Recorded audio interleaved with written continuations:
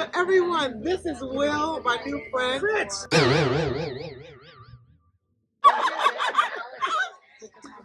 Happy hour here in Bali.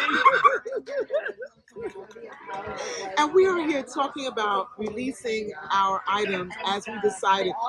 Fritz has done it 16 years ago, and I just did it 6 months ago. So this is really good to speak to someone who is so far down the road, from where I am.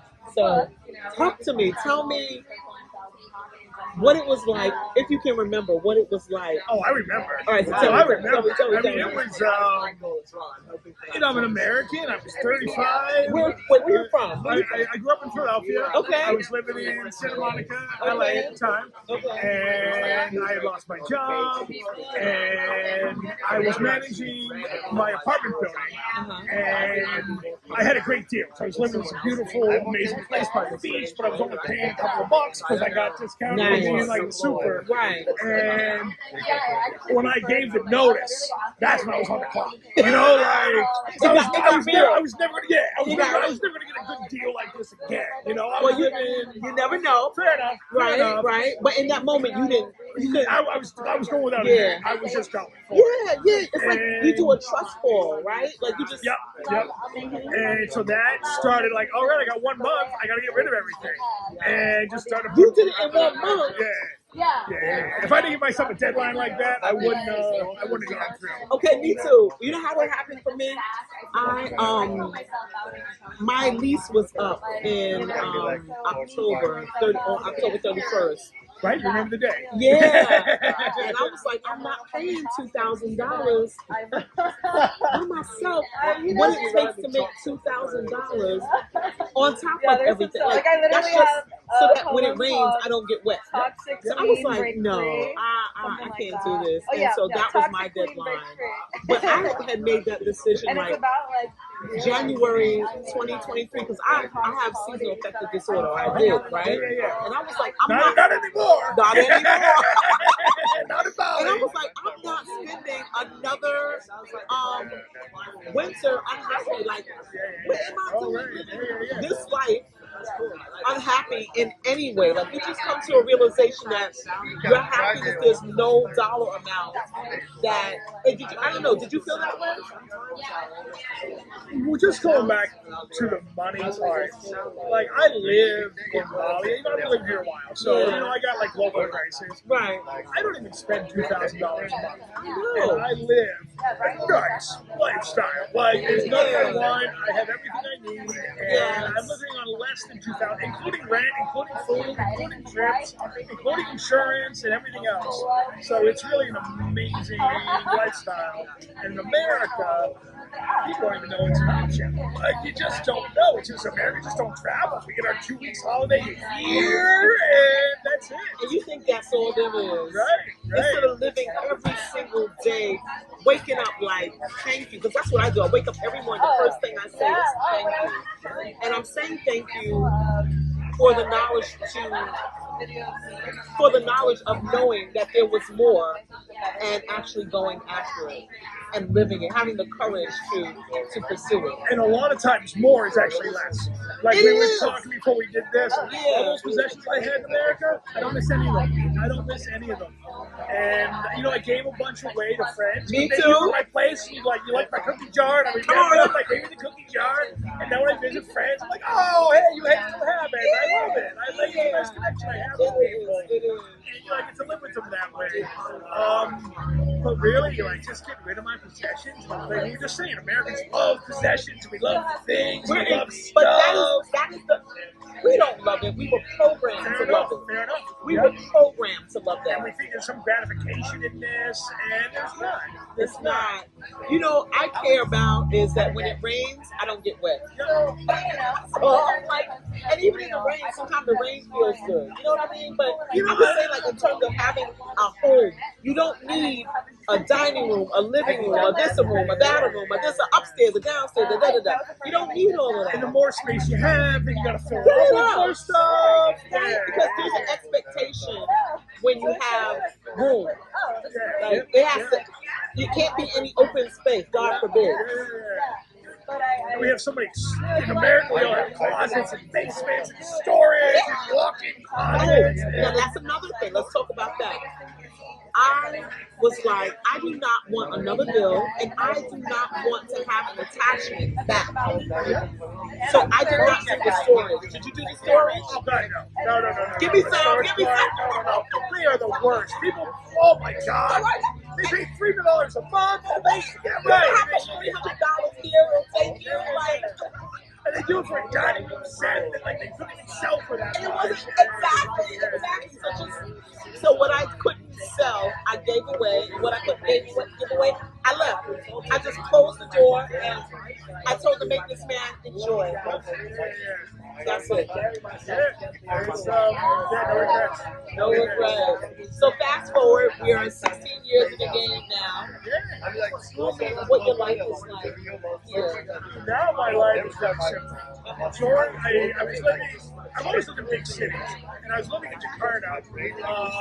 Was that when you landed, or you? No. I first was in Dubai. I went to Dubai back in 2007, right before the big financial crisis. Okay. I went to Dubai, worked there, lost my job, the financial crisis in 2008, and at the time, the unemployment rate in America was 10%. 2008 was a rough year. 2009 was really rough. Housing crisis, all that, and I didn't know you could backpack. Like, I'm American. Like, I didn't, I was in Dubai, Right. a Western place, and a buddy of mine told me about Kathmandu, which I didn't even know was a real place. Yeah, I just thought it was like... It's kind of cool, a name in a song that rhymes. Right. I go to Shangri-La, I go to Kathmandu. And I went to Kathmandu on a $100 flight, and oh my God! And I wound up doing a yoga retreat and a monastery, and I did a rafting trip, and motorbike trip. Look at all these experiences. experiences. Right, and oh my God, Nepal at the time was so cheap. This is 15 years ago, and I didn't know you could do it. I felt guilty, in America, we have that. You have to work, and we get our meaning of life from our work. Right. And if you don't have a job or you don't have some kind of some ambition. It's like you're not worthy. Right, and just being a bum, you get those labels, bum, not having pride. Like you said, ambition. And it's so important because we don't have to worry about that here. You had to change your mindset. You stop defining yourself by American standards. Right. And you learn it's all within you. It is within you. It's what's inside. So that was my first journey, and that lasted a few years. But how I got to Bali was I was in Jakarta, and then during the pandemic, it was not a great time. And Bali was pretty much over during the pandemic, and it was also cheap. And so I got a villa. And then, and I was paying $1,000 a month for a 3-bedroom villa in Bali. It was insane. But all of a sudden, I have a villa, so I'm buying stuff again. I am just falling right back into. I got an empty room. Gotta get some throw pillows. The stupidest shit in the world. I need a fancy sofa. That's it. That programming runs deep, and I bet you still feel some of the remnants of your programming today, don't you? Well, so then I had to move out of villa because it's no longer the COVID price, and I downsized it, and I'm losing my house. It wasn't my house. I was getting this $1,000 a month for this amazing villa, and so I had to downsize to a totally fine guest house that meets all my needs. Great, it's perfectly fine. But then I had to get rid of the stuff that I had acquired in the 2 years in the villa. And at the time, it said this weird thing of I don't want to get rid of this stuff. Then you get rid of it, you're oh, goodbye. I don't need it. Yes. And, all of my possessions now can fit in a couple of suitcases. And if I want to take off to Vietnam tomorrow, I'll take off to Vietnam tomorrow. I can just go anywhere. Okay. Agile. So I'm glad you said that because I'm going to Thailand on the 13th and I'm staying for 45 days, right? However, coming here, I had 3 suitcases, right? And then I shipped over my vitamins because I can't live without my vitamins. And also have like a box of essential oils because it's like that's what I use to keep myself healthy. Yep. And you look great. Thank you. Those oils are working. Thank you. I always say thank you. But I feel like you still have to downsize. Like I have stuff in my luggage. You know, just accept yourself. Don't judge yourself. You know, when I started traveling, when I left Dubai, I had a big suitcase. Like I didn't even have a backpack. I'm like going to the Himalayas in Nepal with like a suitcase. Oh my! Because like I don't know how to back. You know, I don't know what to do. Like, and I had like desk supplies, because I've always had a job, you know, like I'm always like, oh, I need my little thing to pens on the desk, you know, I got a stapler, like why would I need a stapler? So yeah, don't be easy on yourself, you know, like, of course we feel like, you know, in recovery, and you know, it's all about like taking away our character defects, you know, or that's a part of the program. Right. And like 90% of the defects we want to get rid of. Right. The other 10% we want to like hang on to. Yeah. Like, I know that's not good, but you know, hey, that's me. But that's the human experience. Like we can't just be that whole spiritual nam yoga, whatever you can. We're not gonna be that. You know, like we gotta like leave room for the integration of all of us, all of ourselves that show up. And it's an aspirational thing. It's spiritual progress, not spiritual perfection. Exactly. So to sit with yourself, the fact that you did what you did as an American, and Americans just don't do it. I know.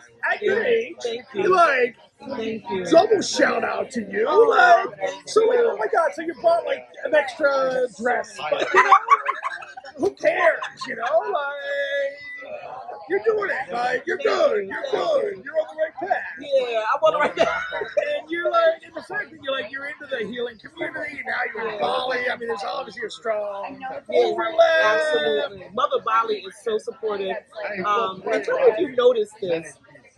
There are things that I manifest things very quickly here. And it seems like, I don't know, whatever it is you're thinking, I find that you really are well served to mind your thoughts because I feel like Mother Bali is listening, and if your thoughts are positive, then they will go ahead and manifest, and if they're negative, they will go ahead and manifest, and you'll get the lessons from both. Have you noticed? Has that been your experience? I've been coming more in touch with the idea of attraction like that. And I ran into an ex-girlfriend of mine, and we used to watch like serial killer documentaries together. Like it was one like the Guilty Pleasures, you know, on Netflix. They always have the serial killer thing. And I asked her, like, you still watching serial killer documentaries? And she said no, because she's afraid she's going to manifest that into her life. So I asked her, what are you watching now? And she goes, 90 Day Fiance. All right. Okay. So there's something to it. Okay, even though it's a joke, that's a great lesson. Thank you for that. Yeah. Because I gotta run, by the way. I got a meeting at 7. Thank you so much. Wait a minute. Are you doing that other one? The travel, there's another one going on there. Oh no, I got a book club. Okay, There's a book club. Man, this place is like It's fantastic. like summer camp. It's ridiculous. But we got to stay in touch. Yeah. So thank you, Fitz, for being here cheers. and sharing his wonderful experience as an expat here in Bali. And stay tuned for more wonderful interviews like this with more wonderful expats. Take care. Peace, everyone. Cheers. Cheers.